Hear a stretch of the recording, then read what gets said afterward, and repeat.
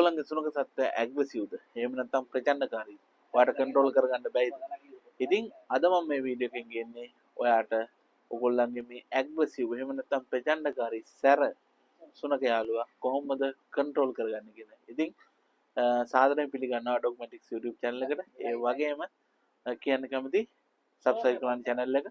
ඒ වගේම subscribe කරන ගමන් ඔගොල්ලෝ ඒ ළඟ තියෙන බෙල් අයිකන් එක ක්ලික් කරන්න. එතකොට මම වීඩියෝ එකක් දාපු ගමන් ඔයගොල්ලන්ට බලන්න පුළුවන්. ඊට අමතරව ඔයා මොන හරි දෙයක් දන්නව නම් හරි ඔයාට මේ වීඩියෝ එක ගැන දෙයක් කියන්න දෙනවා නම් පල්ලෙහා කමෙන්ට් සෙක්ෂන් එකේ කමෙන්ට් කරන්නත් අමතක කරන්න එපා. එහෙනම් අපි යමු මේ ඊටාම වටිනා වීඩියෝ එකට. ඔයගොල්ලන්ගේ සුනක යාළුවා මෙන්න මේ ගති ලක්ෂණ පෙන්눔 කරනවාද කියලා බලන්න. ඒ කියන්නේ ප්‍රචණ්ඩකාරී ගති ලක්ෂණ. අපේ වචනෙන් කියනවා එයා අපි කියන්නේ සැරයි කියලා. ඒ කියන්නේ ඔයාට ගොරවනවද?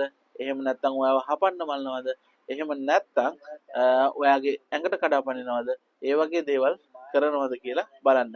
එන්න එහෙමනම් මේ වීඩියෝ එක බලන්න. මම මේ වීඩියෝ එක ඔයගොල්ලන්ට ගේනවා කොහොමද ඔයගොල්ලන්ගේ සුනක සත්ත්වයව මේ ඇග්‍රෙසිව් බිහේවියර් එක එහෙම නැත්නම් ප්‍රචණ්ඩකාරී ගති ලක්ෂණ වලින් කොහොමද මුදව ගන්නෙ එහෙම නැත්නම් අඩු කරන්න කියලා මම ඔයගොල්ලන්ට මේ වීඩියෝ එකෙන් කියනවා. අතරම කියනවා නම් අපි මේ කන්ට්‍රෝල් කරන ක්‍රියාමාර්ග ආරක්ෂාකාරී වෙන්න ඕනේ. ඒ වගේම ඒවා ප්‍රතිඵලදායී වෙන්න ඕනේ. ඒ වගේම ඒවා කලින් භාවිතා කරලා ඒවා මේ ඇග්‍රෙසිව් බිහේවියර් එක එහෙම නැත්නම් මේ සැරපරුෂ ගති ලක්ෂණ අඩු කරා කියන්න ප්‍රතිඵල පෙන්ලා දෙන ක්‍රම වෙන්න ඕනේ. ඉතින් මම මේ වීඩියෝ එකෙන් ගන්නේ ඒ වගේ ක්‍රම කීපයක්. ඉතින් අපි ඉස්සෙල්ලාම බලමු මේ ඩොග් ඇග්‍රෙසිව්නස් එහෙම නැත්නම් මොකද්ද මේ ප්‍රචණ්ඩකාරීත්වය එහෙම නැත්නම් මේ සැරපරුෂකම කියලා කියන්නේ කියලා. ඕගොල්ලන්ට ඒක මෙහෙම සරලව මට කියන්න පුළුවන්. ඒ කියන්නේ ඕගොල්ලන්ගේ සුනක සත්ත්වයාගේ ඕනෑම ගති ලක්ෂණයක්. ඒ කියන්නේ ඔයාට හානි කරන හරි ඔයාව බය කරන්න හරි කරන ඕනෑම ලක්ෂණයක් අපිට එයාගේ ඇග්‍රෙසිව්නස් එහෙම නැත්නම් සැරපරුෂ ගතිය විදිහට ගන්න පුළුවන්. උදාහරණයක් විදිහට ඔයාගේ ඇඟට කඩාපනිනවද? ඔයාට අධික ලෙස බුරනවද? එහෙම නැත්නම් ඔයාව හපන්න බලනවද? ඔයාට ගොරවනවද? ඒ සියලුම දේවල් ඇග්‍රෙසිව් කියන ගණයට වැටෙන්න පුළුවන්. ඉතින් මේක මම ඔයාලට කියන්න කැමතියි බ්‍රීඩ් එකෙන් බ්‍රීඩ් එකට වෙනස් වෙනවා. බ්‍රීඩ් එකෙන් බ්‍රීඩ් එකට වැඩිය හුඟක්ම වෙනස් වෙන්නේ. ඕගොල්ලෝ එයා පොඩි කාලේ ඉඳන් කොහොමද ඔයාව හදලා තියෙන කියන එක මත වෙනස් වෙනවා. ඉතින් අපි බලමු මොනවද මේ ඇග්‍රෙසිව්නස් කියන එකට බලපාන හේතු කාරණා කියලා ඉස්සරහට මේ වීඩියෝ.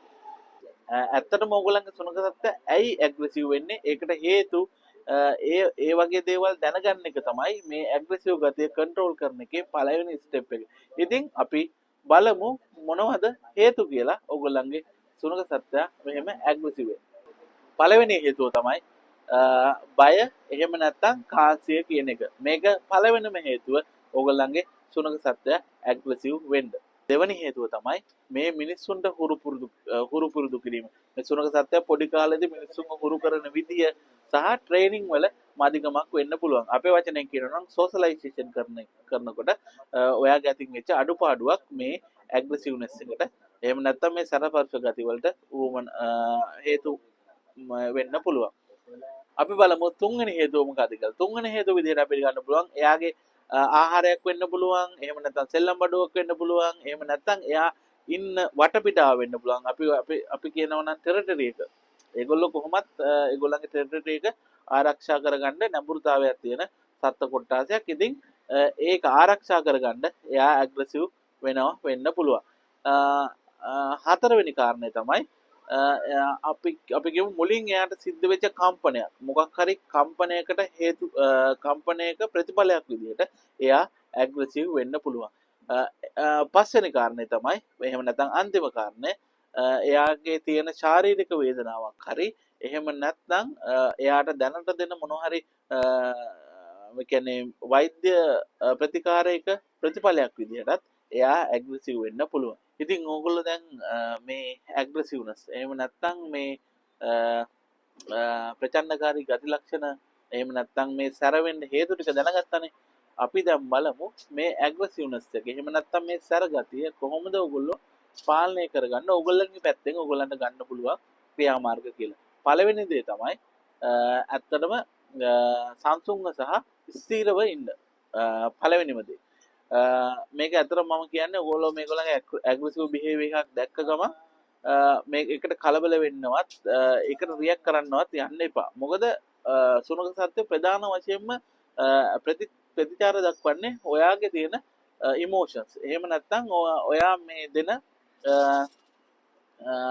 ෆීඩ්බැක්ස් වලට. එහෙම නැත්නම් මේ ඒගොල්ලෝ කරන ක්‍රියාමාර්ග වලට අනිත් පැත්තට ඔයා දෙන ප්‍රතික්‍රියා වලට තමයි යා ප්‍රතිචාර දක්වන්නේ. ඉතින් ඒකින්ද ඔයා මේ ඇග්‍රෙසිව් බිහේවියර් එකක් දකිනකොටම එහෙම නැත්නම් එයා සැර වෙනකොටම ඔයා කරන්න ඕනේ හැම වෙලාවෙම සංසුන්ව සහ ස්ථිරව ඉන්න. එයා කරන දේවල් වලට කිසිම ප්‍රතිචාරයක් දක්වන්න යන්න එපා. ඇත්තටම දෙවෙනි කාරණය තමයි ප්‍රොපර් සෝෂලයිසේෂන්. ඒ කියන්නේ නිවැරදිව සමාජගත කිරීම. ඔයගොල්ලන්ගේ සුනඛ සත්‍ය පොඩි කාලේ ඉඳන්ම පුරුදු වෙන්න එයාව අලුත් පරිසරයකට එතකොට අලුත් එයාගේ සුනඛ යාළුවෙක්ට ඒ වගේම අලුත් මිනිස්සුන්ට හඳුන්වලා දෙන්න නියම විදිහට. මම ඒ සම්බන්ධ වීඩියෝ එකක් ඔයගොල්ලන්ට ඉස්සරහට අරගෙන ඉන්නම් කොහොමද ඔයගොල්ලෝ ඔයගොල්ලන්ගේ සුනඛ සත්‍යව නිවැරදිව සමාජගත කරන්න කියලා. ඉතින් සුනඛ සත්‍ය එක්ක ප්‍රොපර් සෝෂලයිසේෂන් ඒ කියන්නේ නිවැරදි සමාජගත කිරීමකට ඇත්තටම පොඩි කාලේ ඉඳන්ම ඒක කරන්න ඕන දෙයක්. එහෙම නැත්නම් මේ ඇග්‍රෙසිව්නස් එක කන්ට්‍රෝල් කරගන්න අමාරුයි. තුන්වෙනි විදිය තමයි මේක කන්ට්‍රෝල් කරන එක. ඔයා හැම වෙලාවෙම එයාට එයා කරන හොඳ දෙයකට පොසිටිව් විදිහට, ඒ කියන්නේ ධනාත්මක විදිහට එයාට ප්‍රතිචාර දක්වන්න. එයා හොඳ ගති ලක්ෂණයක් පෙන්නපු ගමන් ඒකන හොඳ බිහේවියර් එකක් පෙන්නපු ගමන් ඔයා කරන්න ඕනේ එයාට පොසිටිව් විදිහට ඒකට ට්‍රීට් කරන එක. ඒක ඔයා ඩොග් ට්‍රීට් එකක් වෙන්න පුළුවන්. එහෙම නැත්නම් සෙල්ලම් බඩුවක් වෙන්න පුළුවන්. එහෙම නැත්නම් එයාට ආදරය කරනවා කියලා පෙන්වන විදිහක් වෙන්න පුළුවන්. මොන හරි විදිහකින් එයාට පොසිටිව් විදිහට ඒ කරන හොඳ දෙයට ඔයා ප්‍රතික්‍රියා දක්වන්න. එතකොට ඒක ඔයාට මේ ඇග්‍රෙසිව් ගතිය කන්ට්‍රෝල් කරගන්න ලොකු දව්වක් වෙයි. ඊළඟ විදිහ තමයි මේ ඔබීඩියන්ස් ට්‍රේනින්. ඒ කියන්නේ මේ කීකරුකම ට්‍රේන් කරන එක. ඉතින් ඔයාට සරල පොඩි කමාන්ඩ් වලින් මේක පටන් ගන්න පුළුවන්. ඒ කියන්නේ sit, stop, walk ඒ වගේ තියෙන සරල කමාන්ඩ් ටිකකින් මේක මුලින්ම පටන් ගන්න පුළුවන් මේ ඔබීඩියන්ස් ට්‍රේනින් කියන එක. විශේෂයෙන් කියන්න කැමතියි මම මේ සම්බන්ධවත් වීඩියෝ එකක් ගෙන්න බලාපොරොත්තු වෙනවා. ඉතින් එහෙම අවශ්‍යතාවයක් තියෙන කෙනෙක් ඉන්නවා නම් පල්ලෙහා කමෙන්ට් සෙක්ෂන් එකේ yes කියලා කමෙන්ට් කරන්න. මම එතකොට ඒ සම්බන්ධව වීඩියෝ එක ගේන්න. අතරම මේ ඔබීඩියන්ස් ට්‍රේනින් එකේ තියෙන වැදගත්කම තමයි සුනඛ සත්‍යයක සහ ඔයාගේ දෙගොල්ලගම මේ තියෙන විශ්වාසය. එහෙම නැත්නම් මේ ට්‍රස්ට් එක කියන එක ඇත්තටම බිල්ඩ් වෙනවා මේ ඔබීඩියන්ස් ට්‍රේනින් එක තුලින්.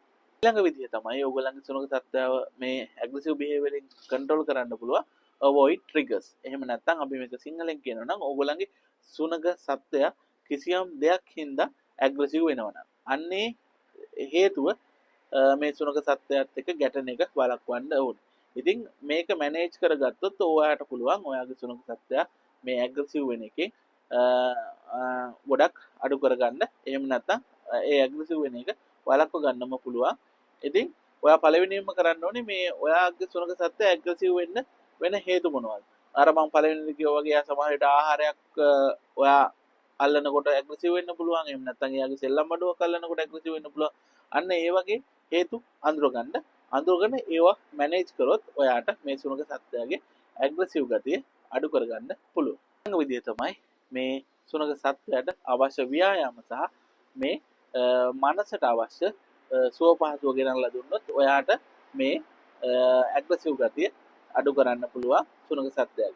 ඉතින් හුඟක් සුනඛ සත්‍යෝ ඇග්‍රෙසිව් වෙනවා එකම තැන ඉන්නකොට.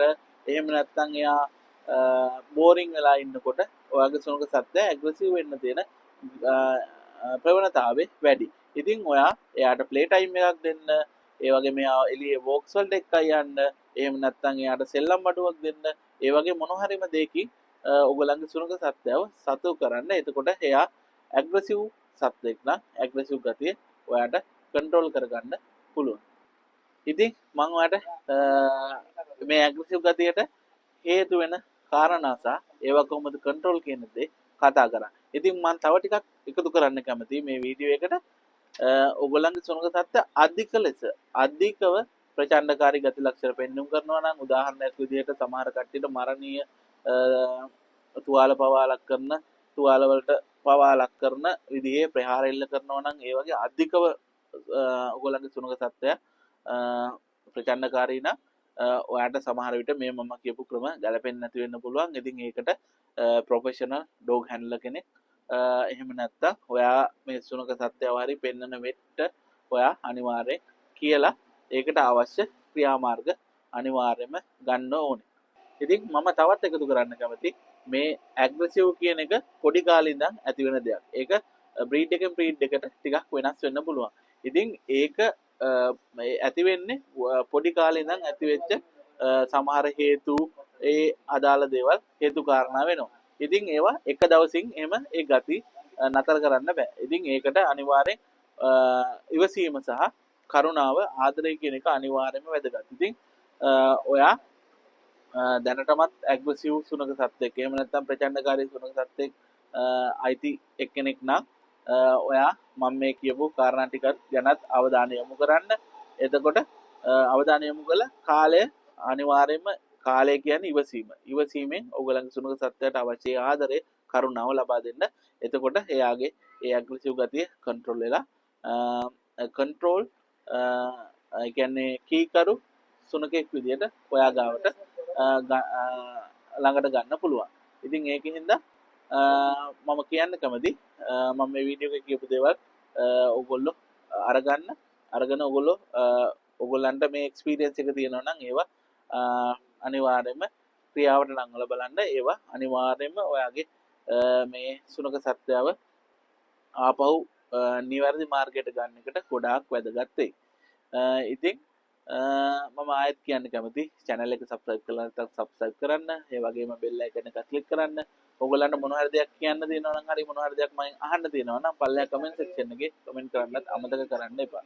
ඉතින් මම ගිහින් එන්න ඊළඟ සතියේ හම්බෙමු.